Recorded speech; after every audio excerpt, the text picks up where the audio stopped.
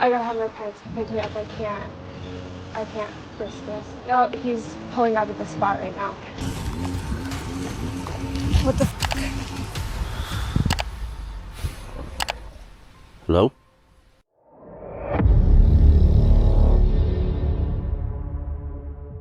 Remote adventures can become dangerous in seconds. A stranger approached a lonely campsite, a disturbing skull appeared deep in the woods, and something moved outside a camper's tent at night. What was really happening in these encounters? On March 31st, 2026, Tyler and Hannah uploaded a video documenting one of their trips across the country. They're the kind of adventurous couple who make staying home seem almost boring, traveling in a Subaru Crosstrek through different places and ever-changing landscapes. Their videos often feature a polished cinematic style that clearly takes a great deal of work. However, even the most carefully planned trip can suddenly take an unexpected turn. During this journey, the couple traveled to Moab and selected a remote dispersed campsite far from busy roads and large crowds. It was exactly the kind of isolated place people choose when they want distance from others and the noise that usually comes with them. At sunrise, Tyler launched their drone to capture the surrounding landscape. The scenery was impressive. Far in the distance, barely visible from their campsite, a man was out taking a morning walk. Tyler and Hannah paid little attention to him. The man, however, immediately seemed interested in them. Instead of continuing his walk, he headed straight across the open land toward their campsite. I'm creeping on you because you're creeping on me while I'm taking my morning walk. Checking me out. I'm just checking out what you got here. Sorry. Liberal. What? I said you liberal. Sir, I'm here with my family. That's cool. You're creeping on me with the drone. It's sunrise. I had no idea you were here. You're out here creeping. I'm out here creeping. I had no idea you were here, sir.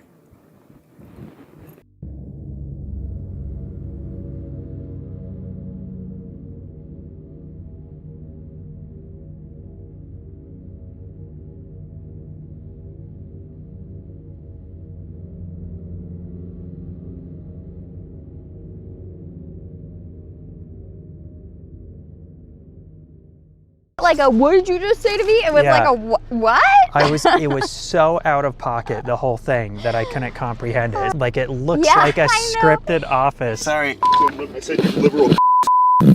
Sir, I'm here with my family. That's cool. I just went into like de-escalation mode. I really wanted to. Yeah, at one point I loved it. You were like, no, sir, we're just here camping with our family. And I was like, okay, good. Tyler's handling the situation well. Nothing could have prepared me for opening my door and getting called like right off the rip in the morning. Just didn't see him at all. He said you were creeping on him, but like it was just him, like he didn't have, it's not like you were flying over his campsite or something. The good thing is I had no idea he was there for all of my shooting. Was not filming him. He was not in any shots until he started coming up to our private little spot here. You can't see us from the road, so he might just not know we're here and he's used to taking his dog on this walk or something.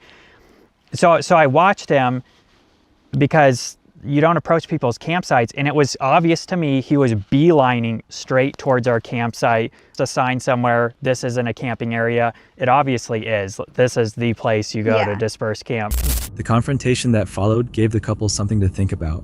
The drone had not been flying near the man. Tyler and Hannah were not recording him, and they had not even realized he was nearby. Even so, the moment the man spotted the drone overhead, he appeared to assume it was being used to watch him. He reached that conclusion before speaking with the couple or asking what they were filming.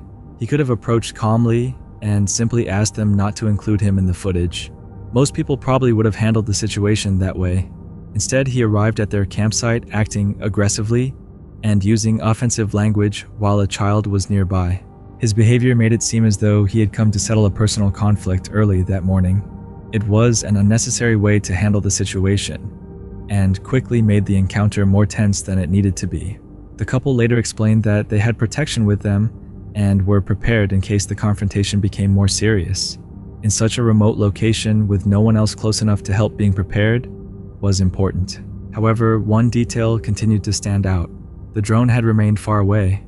The man never appeared in their footage, and the couple had not intentionally watched or followed him. That raises questions about why he reacted with such urgency.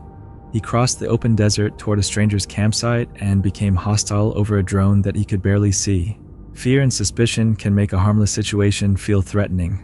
Perhaps the man was simply out for a morning walk and misunderstood what was happening. Still, his reaction seemed unusually intense.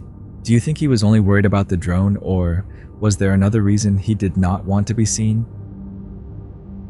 On April 8, 2026, Chris Baird uploaded a video documenting his nighttime exploration of the Devil's Forest, one of the most unsettling places he had ever visited. Darkness has completely covered the Devil's Forest as Chris Baird moves deeper into the area. The atmosphere feels unusually heavy, almost as if the forest itself knows he has arrived. Not knowing what he might find, Chris begins following abandoned trails and hidden paths throughout the woods. Each step takes him farther into a silence that does not feel calm or empty. Instead, it feels intentional, as though the forest is waiting for something to occur. It's gonna be terrifying. Literally by myself, I'm in the Devil's Forest, one of the scariest places I've ever been in my whole entire life. Gonna be spending the night here. We're gonna be checking out some locations. I don't really know what to expect. I'm really looking forward to it. Deeper inside, even normal sounds begin to feel different. Echoes return from the darkness in unusual ways, creating the feeling that something could be repeating the noises around him. The uncomfortable sensation becomes stronger with every step. The air feels heavier, and uncertainty begins replacing the curiosity he had at the beginning. Suddenly, a fast movement crosses between the trees. It happens too quickly and is too unclear to identify, but it is enough to break the silence and instantly increase the tension.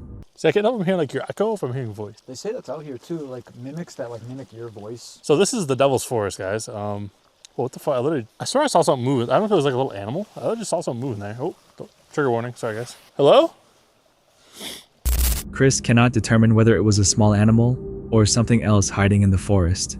Whatever it was disappears before he can get a better look. Shortly afterward, a disturbing discovery causes the exploration to come to an abrupt stop. Deep within the woods near the lake, and partially hidden by darkness, a strange skull comes into view. Its shape appears unusually elongated and does not immediately look like anything familiar. The discovery feels even more disturbing in a place already surrounded by rumors of possible rituals. From that point on, the atmosphere no longer feels simply mysterious. The strange movement, unusual echoes, and skull near the lake make the forest feel deeply unsettling. Dense forest can make echoes difficult to locate, while darkness can make brief movements seem more threatening than they actually are. However, the skull remains difficult to ignore. Was it simply an unusual animal skull, or had someone intentionally placed it near the lake? On November 16, 2024, Doug uploaded a video to his channel Fear Fanatics documenting a solo camping trip that became more unsettling as the night continued. Doug runs Fear Fanatics, a channel that features compilations of disturbing encounters similar to this type of content. He also films his own outdoor camping adventures, although most of those trips happen without anything particularly strange occurring. This trip was different. Doug recorded footage disturbing enough to eventually appear in one of his own compilation videos. He was hiking alone along a forest trail during light rain while looking for a good place to camp. The woods were quiet, and there did not appear to be anyone else nearby. Doug had been live streaming earlier, but nothing unusual happened during the broadcast. Not long after ending the stream, he noticed a distant light moving between the trees. Okay, there's the light, guys. I'm gonna turn my light off. Do you see that light?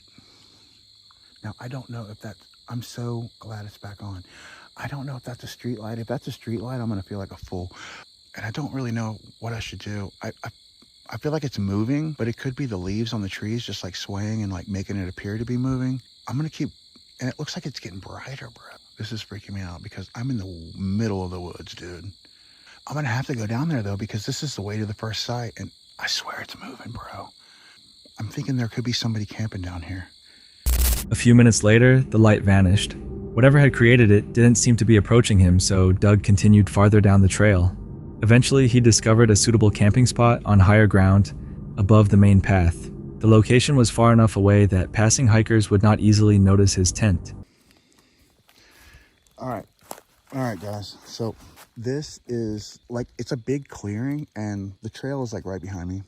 So if you're allowed to camp off the trail, like I told you before, as long as you don't make a fire. So what I'm going to do is, I like this spot because it's up on top of this like hilly area, and I don't think anybody would come up this way, even if they saw the tent, which I don't think they would see. It's pretty far down. I'm very tired, like I said before. It's still raining. I can't wait to get this tent up and get inside and just like lay down and get this backpack off. Doug pitched his tent, organized his gear, and settled in for the night. Rain continued falling outside as he watched videos and tried to relax. For a while, everything stayed quiet. Then the atmosphere suddenly changed. So you were the ones who busted. I thought I heard footsteps. I'm gonna turn my light.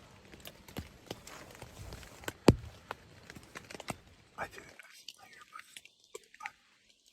There's somebody outside my tent, guys. I can see a light.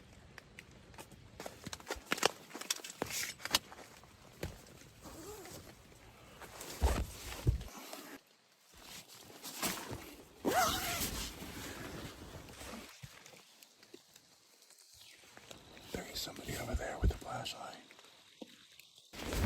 They walked right by my tent, and now they're on down the trail.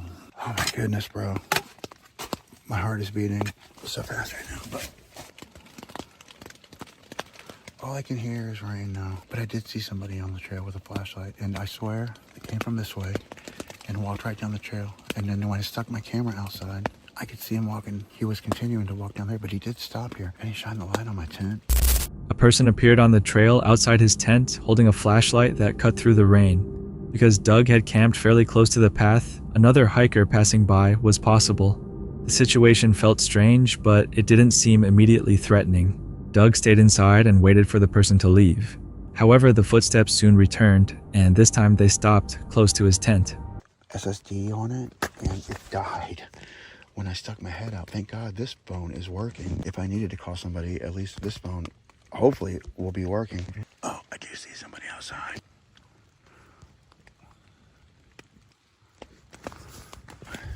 Okay. See, this is not right, dude. Like, if he is just gonna keep sneaking around here. You guys saw that. I'm not staying here. If he wouldn't even answer me, and he came back and like was just standing there, and then he took off running. Excuse me, I'm getting my stuff and I'm getting the heck out of here. When Doug looked outside again, the figure was no longer walking away. The person noticed him and slowly stepped backward. Without saying anything or explaining why they were there, they quietly disappeared into the darkness as if they had not expected Doug to see them. Doug then stepped outside to check the area, and the stranger suddenly ran away. That reaction was enough for him. Doug quickly packed his equipment and left the forest. There was no way to know whether the stranger had found him through the livestream was simply a curious hiker or had more concerning intentions. However, staying there while an unknown person repeatedly approached his tent would have been an unnecessary risk. Rain can cover approaching footsteps and make distances difficult to judge, especially when visibility is poor at night. Doug may never know why the stranger came back, but leaving was the safest decision.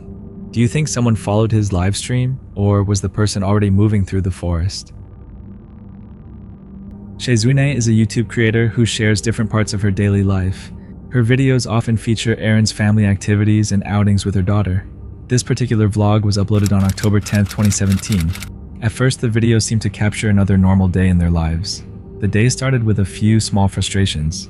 Shezune brought her daughter with her to a nail appointment, but she left disappointed because her nails had not dried correctly and were already damaged. She still had other errands to finish and a work orientation planned for later that day. Before continuing with her schedule, she decided to do something fun for her daughter and took her to a children's play area inside the mall. It was meant to be a simple stop. Her daughter could play for a while Shezune checked out a few nearby stores. They would spend some time there before heading home for lunch. However, while her daughter was playing, Shezune began noticing a man standing nearby. At first, she did not think anything was wrong. The play area was located in the middle of a food court with seating around the outside where parents usually watched their children. Sometimes one parent stayed inside the play area while another sat nearby. Because of that, Shezune initially assumed the man might have been connected to one of the children there. Then she noticed something strange. Every time she looked toward him, he quickly turned his attention away. Go, baby. Go ahead, honey. This guy is creeping. It's very weird. Honey, we're gonna go bye-bye if you're ready. Ready? Oh my God, every time I make eye contact with him, he looks away. He's like the guy with the white hat. Hang on. He's creeping me out. At first, Shizune tried not to focus on it. The man had not actually done anything, and she did not want to overreact without a clear reason. But the longer she stayed, the more difficult it became to ignore. He didn't seem to be watching any specific child, and he was not sitting with anyone. Instead, he continued standing nearby and walking behind Shizune. Whenever she looked at him, he avoided making eye contact. That behavior alone would make many people uncomfortable. Since Shizune was there with her young daughter, the situation felt even more concerning. She later explained that when she's in public with her child, she pays close attention to anyone who seems unusually focused on them. This man gave her several reasons to keep observing him. Eventually, her daughter said she wanted lunch. This gave Shizune a natural reason to leave the play area. As soon as she told her daughter they were leaving, the man suddenly walked away. For a moment, Shizune thought he might have heard them and decided to give them space. But when she and her daughter exited the food court, she saw him again. He was sitting outside on a bench. That was when the situation became much more unsettling. Excuse us. Thank you. Oh my God. He's outside. Straight up, he's outside right now. He freaking saw us packing up. Guys, he's like sitting over there on the bench. Honey, we're gonna go eat at home, okay? Oh my God. I'm like practically running. So unbelievably creepy. Oh my God. I am so unbelievably skeeved out at the moment. I want to get out of here as fast. I'm just a mess. No, I'm going in front of you because... From Shizune's perspective, it seemed like the man had left the play area only to move to another nearby location.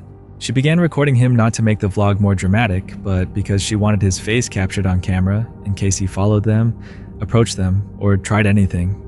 Fortunately, Shizune noticed a sheriff nearby while they were leaving, which made her feel somewhat safer. The man did not follow them, and Shizune and her daughter left without any further incident. Even so, the encounter left her deeply disturbed. After reaching the car, Shizune explained that her concern was not because of the man's appearance. It was because of his behavior. He repeatedly stayed close to them, looked away whenever she noticed him, and created an uneasy feeling she could not ignore. The most disturbing part was that this did not happen on an empty street or in a dark parking lot. It happened in the middle of the day inside a mall play area, where a mother was simply allowing her daughter to have fun. Nothing physical happened, and the man may never have intended to hurt anyone. However, the brain can sometimes recognize small patterns in someone's behavior before we fully understand why they feel threatening. Do you think Shizune noticed a genuine warning sign, or could the man's actions have had a harmless explanation? One night, while working as an Uber driver, a Reddit user captured something unsettling on his dashcam. While traveling down an empty road, he noticed a small figure standing in the darkness.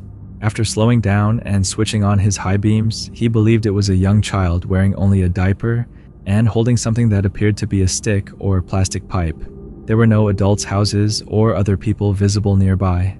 The figure was simply standing alone in the middle of the road. After the footage was shared online, some viewers believed it was staged, while others suggested it could have been a prank or a setup, designed to lure the driver out of his vehicle. The driver denied that the footage was fake. He offered to provide the original dashcam file interior footage showing his reaction and records proving that he was completing an Uber trip at the time. A few minutes later, police reportedly pulled him over because of a faulty headlight. He explained what he had seen and showed the officer the location. The driver stated that the dashcam's wide-angle lens made the figure appear less clear than it did in person. He remained convinced that he had seen a child. It could have been a lost child, a disturbing prank, or someone being used as bait. Dashcams often capture limited details in low light, but what do you think was actually standing in the middle of that road? Samantha McIntyre is a 24-year-old beginner runner who has been documenting her half-marathon training journey on social media. Most of her videos are positive and straightforward. She records her runs, talks about her progress, shares the distances she plans to complete, and shows the smaller challenges of training, including heat exhaustion and maintaining motivation. However, one morning during what should have been another normal training run in southeastern Idaho, Samantha began feeling like someone was watching her. I'm on a run right now, and there's this guy in a red car that's driven by me twice. He has his arm out the window and he's like looking behind when he's driving by. But I don't know if I'm being paranoid or what. I think it's a red Pontiac. Older, probably late 90s, early 2000s. At first, the situation may not have seemed extremely serious. According to Samantha, though, the driver of a red car leaned the upper part of his body out of the window and looked back at her while passing by.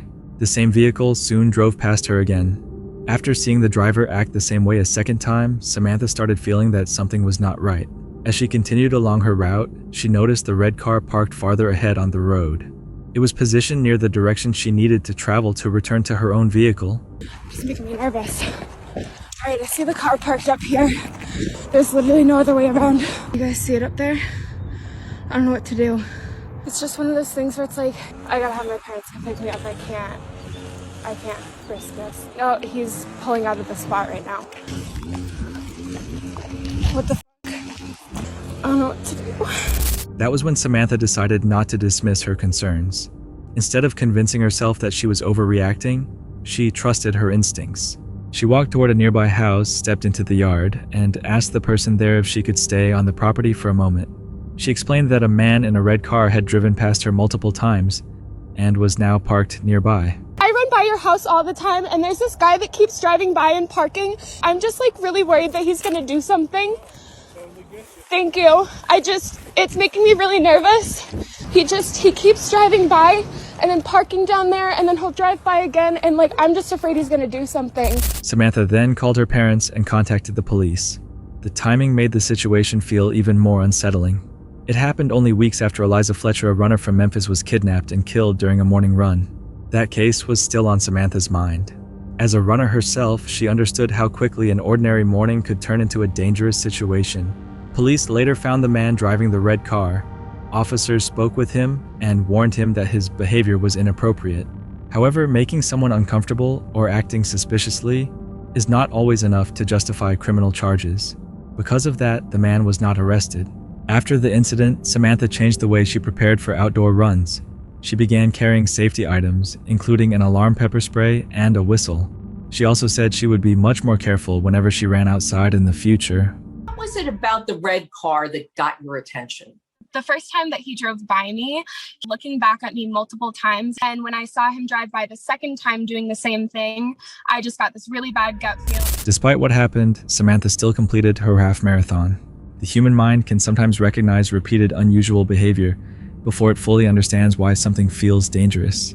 Do you think Samantha avoided a genuine threat? Or could the driver have had an innocent reason for repeatedly watching her? Kev's Outdoor Adventures is a YouTube channel featuring camping and exploration trips throughout the United Kingdom.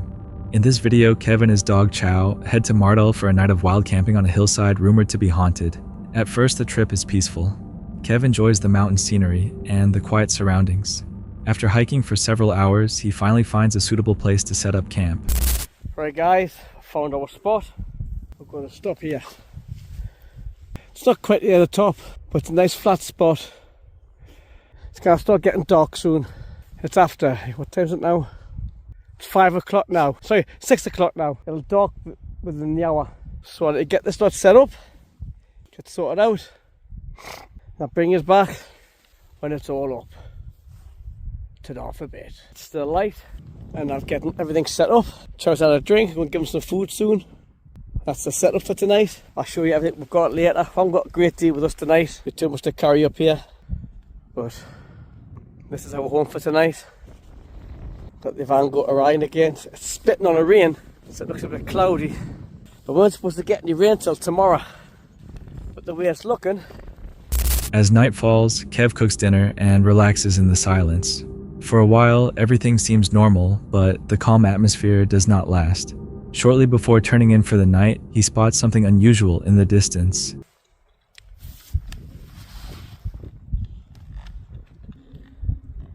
I've had nothing creepy yet, heard nothing yet. There is some people down there though, that like keep popping up on the woods. Actually it's there now. I'll turn this light off and I'll see if I can get it up. There it is. There's people in the woods down there as well. Let's see, I went to go there one time before. Couldn't get. There was lads there, so didn't bother. I went somewhere else in the woods. See, they're all the way down there, I'm up here. So I see my light, but they wouldn't walk up here, it's too far. All the way around and then back up again. So I'll turn this light a little bit. It's a bit bright, you can still see. But finish this can. Maybe just watch a film a little bit. Chow's still asleep. He's down there. He's flat out. You probably want to pee later on through the night, but that happens. Right guys, I'll bring us back before bedtime. Turn off a bit. A light resembling a flashlight flickers across the hillside. Kev does not seem too concerned because it appears far enough away that no one could reach his campsite quickly. He eventually gets inside his tent and tries to sleep. Not long afterwards, something wakes him again. This time, the sound is much closer.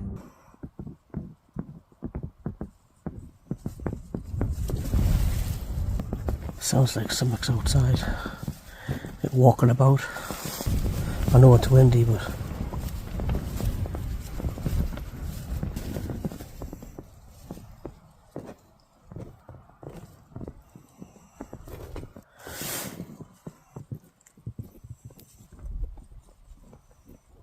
what's that?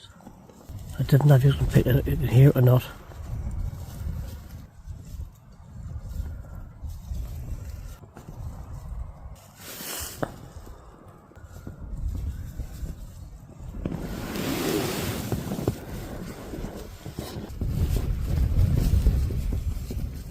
Right guys, I'm going to turn this light off.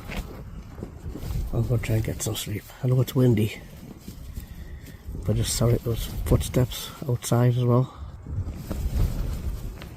Can't hear it now, like, but knowing you feel like people walking around in long grass makes it a rustling sound. That's what it was like. But I'm going to turn this light off. Slow crunching footsteps seem to circle just outside the tent. The noises are clearly captured in the recording as Kev stays silent, listening carefully, and trying to figure out what is happening. By sunrise, the campsite looks completely normal. However, the uneasy feeling remains, because whatever had been moving near his tent never revealed itself. Sound can travel unpredictably across open hills, making distant movement seem much closer than it really is. Even so, the footsteps sounded as if they were right outside the tent. Do you think they came from the people across the hillside, or was something else moving around Kev's campsite?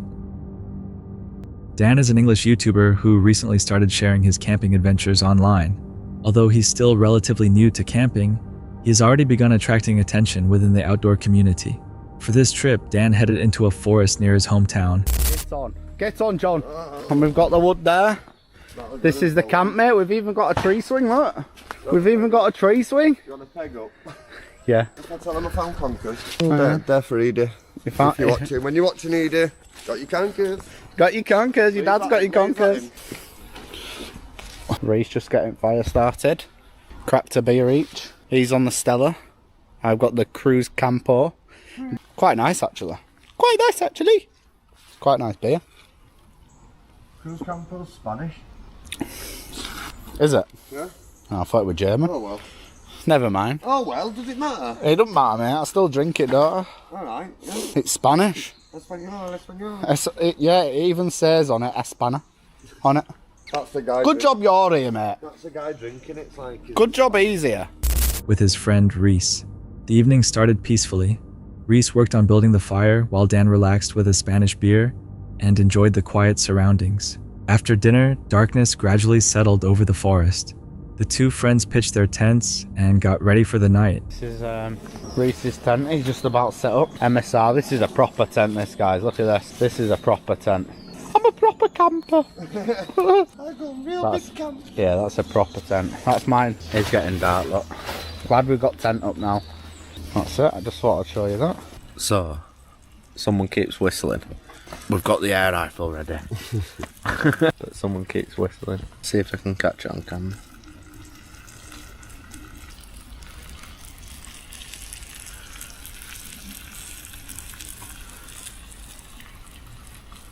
I've got a good shot. They're not whistling now, I don't know where they've gone. They've been shouting and whistling now, aren't they? We had a dog. Maybe. So, we're in bed. The time is 8:53 and I think it's time to just watch some YouTube videos, I think. Listen to a podcast or something. Just help me relax. Just get my head down. This is my setup. Got my pillow and my mat. Got my sleeping bag there. My bag. So yeah, I think it's just time to just watch something and chill out. I did hear some whistling, but I think it was someone whistling at the dog. But yeah, I think that's it. So I'm just going to chill out. And yeah, if I don't see you through the night, I'll see you in the morning.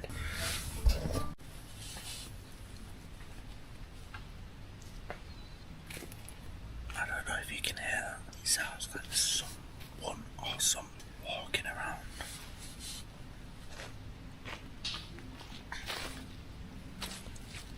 Hello?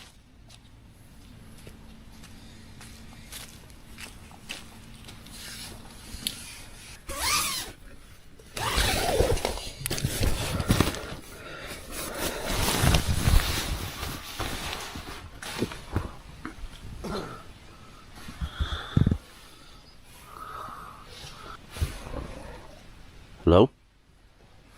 I don't know. Just had a quick look. I'm not getting out.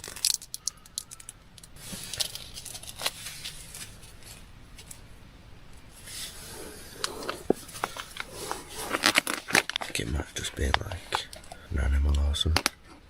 Can't hear anything now.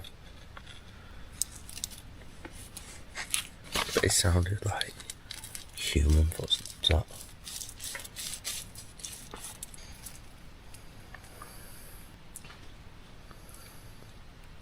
Mental. I'm just gonna chill, see if it comes back, see if I can hear anything.